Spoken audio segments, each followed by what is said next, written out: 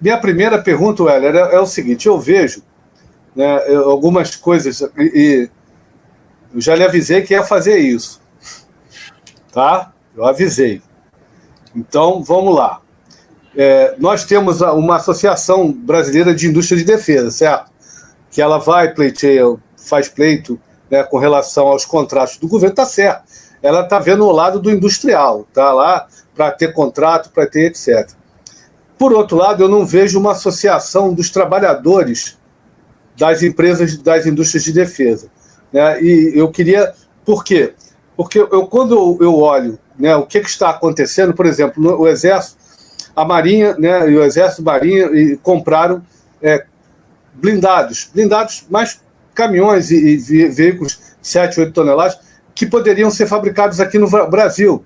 Por exemplo, o Exército anunciou a compra de 20 Black Hawk, né, um helicóptero que já está, os Estados Unidos já estão projetando substituí-lo. Então eu pergunto, por que os trabalhadores não conseguem se unir e pressionar no mesmo nível, né, que os industriais fazem, a indústria de defesa, porque esses absurdos não se sustentam? Porque nós estamos vendo isso na Rússia. Você acha que se a Rússia dependesse, né, de um parafuso do Ocidente, ela já não tinha sido derrotada? Então essa é a questão principal, né? Existe possibilidade de formar uma associação nacional, sei lá, de sindicatos, e vocês têm acesso ao ministro da Defesa para que essas compras, né, sejam dadas prioridade para a indústria nacional, para que nós... mas a Elibras não é brasileira. Sim, tá. A Avibras usa muito componente externo. Sim, eu sei, mas é feito aqui e a gente pode substituir. Existe essa possibilidade? Vocês têm acesso ao ministro? Você queria falar um pouco que você falasse um pouco dessa luta, organização dos trabalhadores a nível nacional e uma pauta, né? A manutenção de uma pauta que seja interesse dos trabalhadores, da indústria e principalmente do Brasil, né? Pois bem, eu acho que essa pergunta ela é muito boa e muito interessante. Primeiro, que o movimento sindical no nosso país ele é muito fragmentado, diferente de como é o modelo sindical em outros países. Nós, do Sindicato dos Metalúrgicos, a nossa central, a CSP com Lutas, a gente tem muita divergência à forma como é conduzido e como surgiram os sindicatos no nosso país. Os sindicatos eles surgem completamente atrelados ao Estado por causa do imposto sindical, e isso fez com que se criasse vários sindicatos justamente por causa disso. E a gente tem uma diferença profunda com isso. Não é que a gente sempre foi contra o imposto sindical e colocava isso como saudação à bandeira. Nós temos uma história que é muito interessante e que a gente tem orgulho de divulgar. Nós ficamos 13 anos sem cobrar imposto sindical aqui na nossa base, porque nós tínhamos uma liminar que nós entramos na justiça na época para não descontar. Ou seja, o sindicato deixou de arrecadar milhões, que a gente acha que tudo que é imposto, tudo que é compulsório, que é votado pelo parlamento, está errado. O que nós reivindicamos é que, em relação a esse tema de contribuição, que é um tema que volta novamente a ser discutido na sociedade, que ele tem que ser decidido democraticamente em forma de assembleia. Então, você tem essa dificuldade. Existe hoje no nosso país 11 centrais sindicais, e muita gente pergunta, poxa, mas se vocês fossem uma só, não teria mais força? Com certeza teria. Agora, existem 11 centrais sindicais porque existem 11 pensamentos ideológicos diferentes. Isso é uma realidade. E a gente tem o nosso princípio classista de estar sempre ao lado do trabalhador, porque, infelizmente, muitas vezes você paga o preço de ter que ficar se explicando na sociedade por conta da realidade do que é o movimento sindical. Você comenta aí também em relação a esse tema da compra de helicópteros. Este é um debate que a discussão da Avibras nos abre um leque de grandes debates. Um deles é que, historicamente, a maioria do armamento que o governo compra para as Forças Armadas vem de fora. E essas empresas do setor de defesa, e que boa parte delas estão localizadas aqui no Vale do Paraíba, em Jacareí e São José, o que produz vai para fora.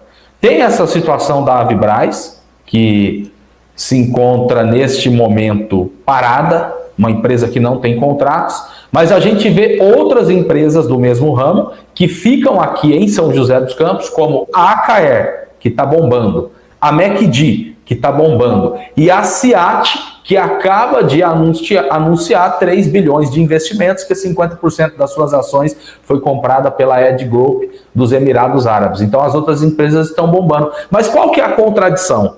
Você falou aí dos helicópteros, agora aqui a gente está falando de fabricação de foguete e míssil, é que essas empresas produzem e a ampla maioria do que é produzido vai para fora. E isso não é só no setor de defesa, isso acontece em todos os setores no nosso país. Um exemplo, a gente tinha localizado aqui em Jacareí, no Vale do Paraíba, a montadora chinesa Caoa Chery. Ela encerrou as atividades, fechou a fábrica e agora ela está trazendo o Arizo 6, que era o carro que era fabricado aqui em Jacareí, importado e segue vendendo. A Ford encerrou as atividades, segue vendendo o carro aqui do mesmo jeito. A gente vê que hoje uma boa parte das prefeituras, quando vai fazer a aquisição de novos ônibus para sua frota, a maioria dos ônibus elétricos está vindo de fora, da China. Então, de fato, é um ponto de equilíbrio. E aí, nesse sentido, você fala da compra de helicópteros. E é um debate que a gente tem que fazer em relação à defesa da nossa indústria nacional. O nosso país passa por um processo de desindustrialização muito forte. A gente está tendo um exemplo agora, não sei se vocês estão acompanhando, em relação ao aço. Uma gigante do setor de aço aqui no nosso país, a Gerdau, nas últimas semanas está realizando demissão em massa, porque ela fabrica aço e o que a gente está vendo hoje é que o aço chinês ele está mais barato. Só que aí é uma loucura. Por quê? Você pega aqui no Brasil a Uzi Minas, que ela extrai o minério de ferro e ela manda para a China. 70% do que a Uzi Minas produz é para a China. E aí a China manufatura o aço e volta para o Brasil mais barato do que da Gerdau. Aí a exigência da Gerdau é que o governo ele tem que taxar o aço chinês da forma como fez o México, se eu não me engano. Então é parte de uma discussão que a gente tem que fazer. O governo Lula, ele acaba de anunciar uma nova política industrial, que a gente tem críticas profundas. Lá nessa nova política industrial, o que tem? Lá tem, né, um aumento no percentual do PIB para o setor de defesa. Ótimo. Agora, vai comprar das empresas que estão aqui no Brasil ou vai comprar de fora?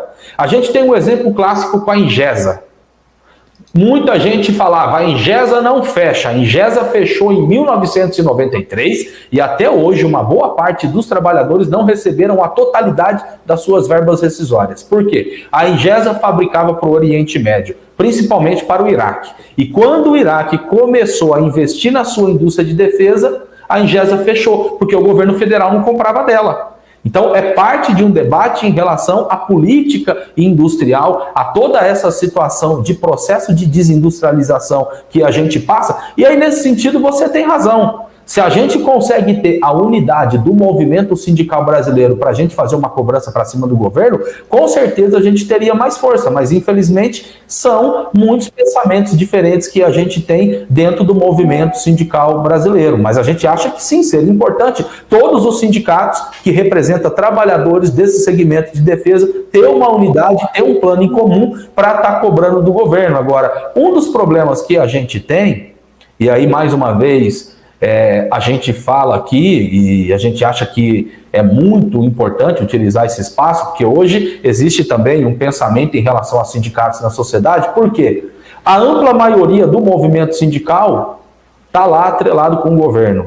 Nós pensamos o seguinte, isso é a resolução congressual que a gente tem no nosso sindicato e na nossa central. A gente é independente. Seja lá quem tiver no governo, seja lá a cor da bandeira, seja lá a sigla partidária. A gente nunca vai estar apoiando nenhum governo, porque para nós o movimento sindical ele tem que ser independente. Então hoje a maioria dos sindicatos apoia o governo Lula e não quer fazer nenhuma crítica ao governo. A gente acha que isso é errado e a gente vai seguir fazendo as críticas que a gente achar que tem que fazer, porque a gente não tem rabo preso com ninguém, nem com o patrão e nem com o governo.